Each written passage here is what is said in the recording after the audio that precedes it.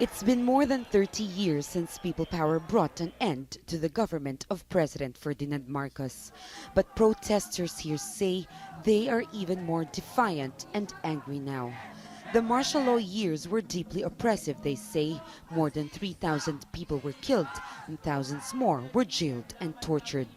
But decades on, they say they are now reliving it under President Rodrigo Duterte's government. According to rights groups, more than 13,000 people have been killed since President Duterte launched his so-called war on drugs more than a year ago.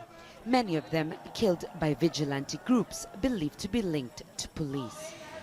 Protesters here say they are no longer intimidated by President Rodrigo Duterte's threats. They call him a fascist and a butcher, with the police as his own killing army. Duterte has also come under fire for a multi-million-dollar drug smuggling case implicating members of his government and even his own son. His refusal to sign waivers that will show his bank accounts has angered many here. They demand transparency from his government. Duterte says these are baseless accusations. His government is focused on institutional reforms, and the opposition is merely using commemorations like this one to destabilize his administration. But public anger continues to grow. They say, just like Marcos, Duterte has all the qualities of a dictator. Duterte warns of nationwide martial law if street protests like this one turn violent. Activists say they are not afraid.